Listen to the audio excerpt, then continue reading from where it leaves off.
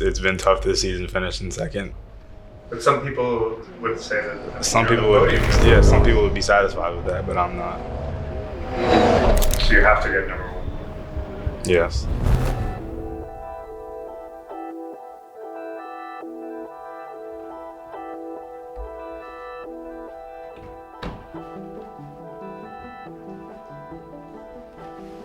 The expectation I have for myself is to win the championship this year in GR Cup. And that's also the expectation that Toyota has for me. And it would be really cool to win the championship as a rookie. I think that would really propel me in my career and satisfy myself.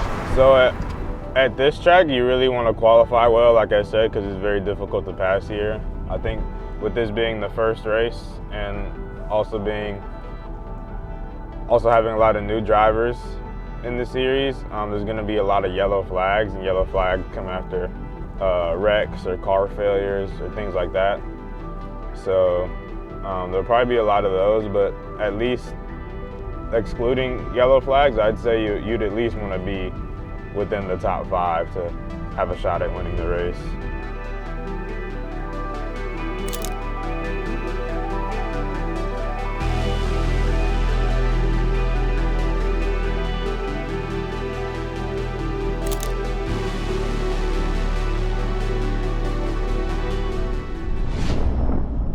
I've already gotten used to it, but yeah, the first time I came here and earlier in the week, it was really nice.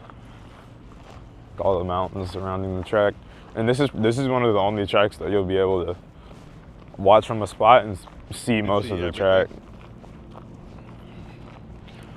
I'll have someone take you around, but if you go on that side of the track, it's a really good viewing area, and you can see most of everything.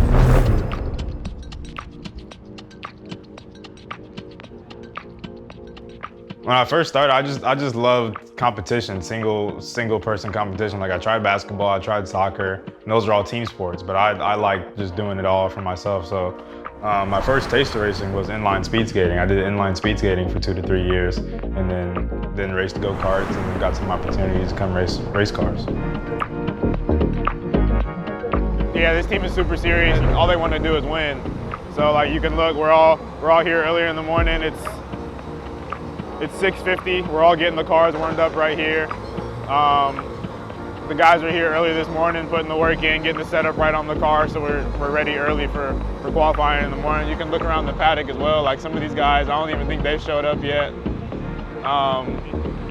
So yeah, we're ready, man. We're ready. We put the work in. We're up early. Early bird gets the worm.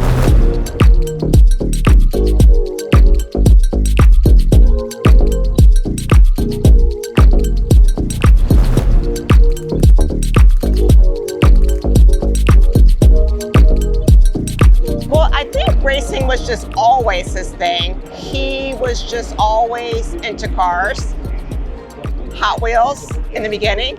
Literally when he was 2 years old, he knew every car before he could even speak. He could go around, look at a car, look at the logo or look at the emblem and tell you what every car was in the parking lot. And then he just always took to it, from his little Power Wheels cars to sitting in the seat of my Supra, pretending he was a race car driver, to then starting out in karting. At the end of 2016, my dad bought me my first go-kart, and I was actually, he doesn't know this, but I was actually unsure about it when he bought me my first go-kart. I won the whole summer camp, and that was my first taste of like really winning. And I was still speed skating at the time, and I was like, man, I want to do this. I want to race cars. Like, well, after I won the summer camp, I was just hooked on it. I wanted to continue and keep going. Dean, when do you want to head to grid? 7:20. What time is it now? 7:14. All right.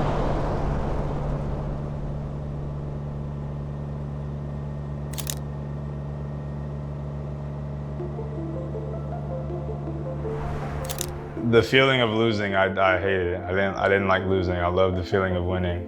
And from that point, I wanted to get better. So I had a coach when I was karting. He pushed all his drivers to do a fitness program, and I was the only one who stayed in the fitness program because I wanted to get better. I was at the track every weekend practicing, turning laps, hundreds of laps, just because I wanted to win.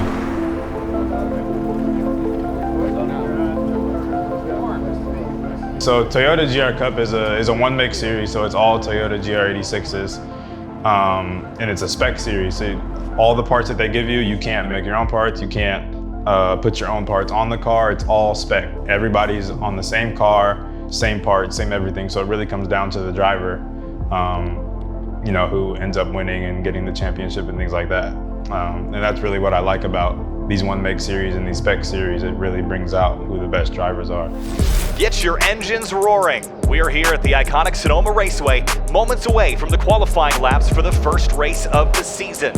And we're getting our first look at Westin Workman in the prestigious JBL number 13 car. This is a monumental moment for the 20-year-old as he takes to the track for the very first time in the series. Every driver is pushing to the limit, fighting for that coveted pole position. And here's Workman in a heated duel trying to hold off his teammate Gresham Wagner as they fight for 1 and 2.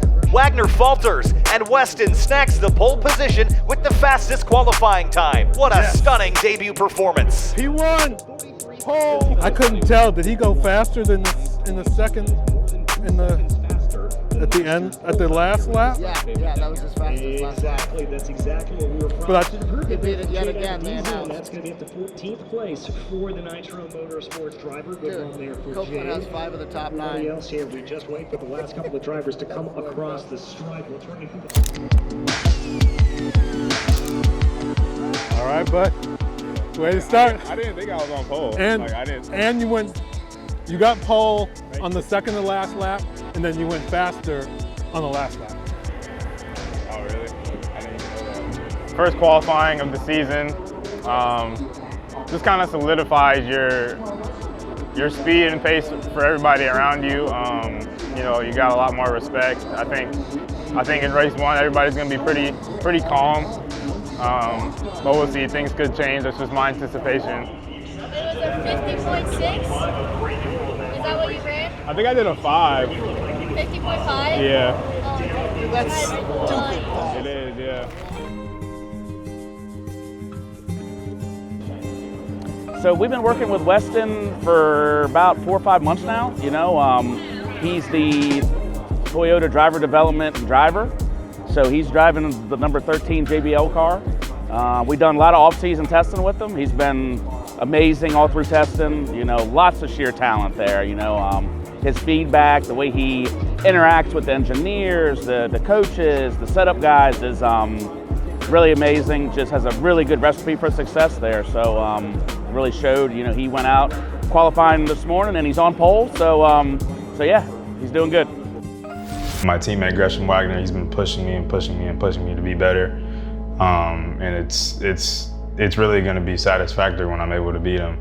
But he's been pushing me past my limit, and I thought I was already at my limit, but he's been pushing me past it, and I'm realizing how much more I can get out of the car at some of these tracks we go to. So I'm really having to find, like, you know, every inch to get closer to the apex, every inch of the track on the exit, rolling more speed through the corner, braking later, applying the power earlier, and I thought I was already doing all that stuff well, but Gresham's one step better, and I have to get that one step better now. I'm very confident that he has what it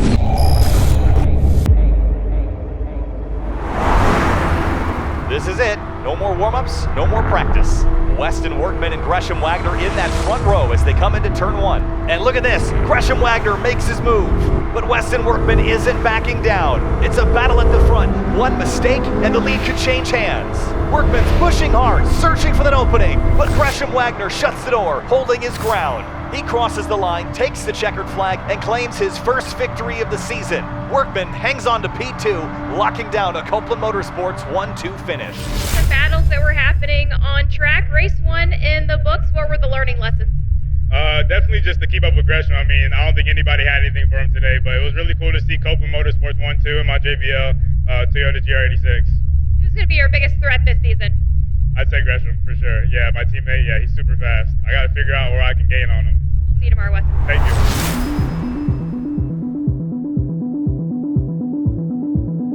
I made a little mistake yesterday. I was on pole and Gresham ended up grabbing the lead from me before the end of the first corner.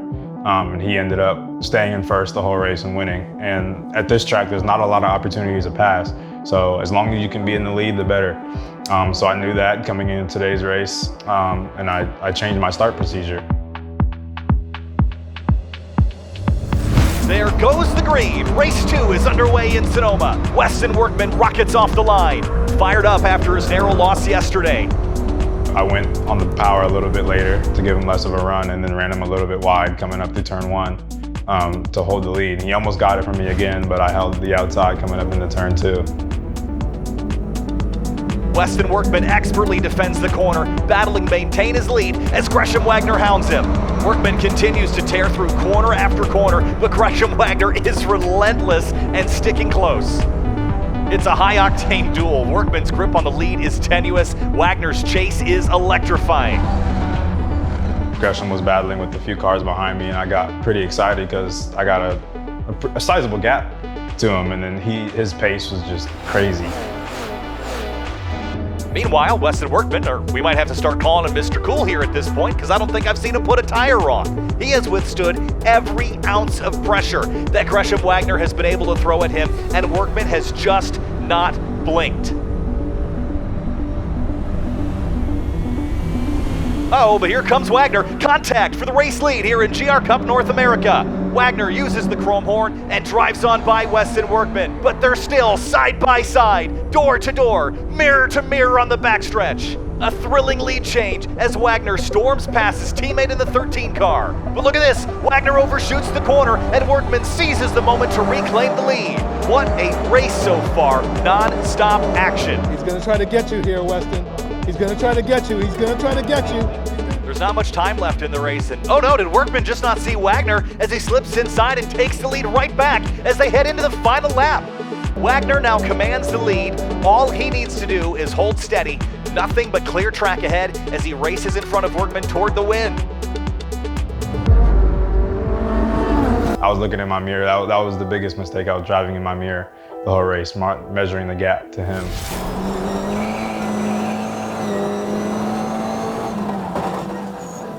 Coming into turn 3, I was trying to underdrive the car, keep the tires under me, and not make any mistakes. And then when I underdrove it, I lifted off the power to come into the corner a little bit slower, but that ended up taking weight off the rear of the car.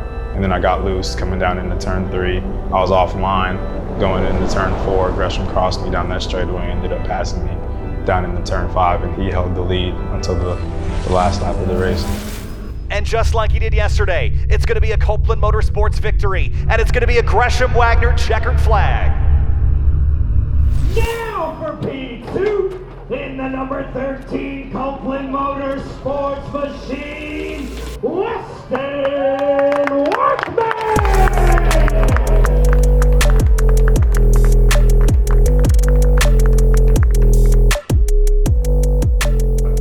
It hurt. Those races where you're closer hurt more. If you get gapped and you lose the race by 10 seconds, it hurts less than losing the race by 1/10 of a second.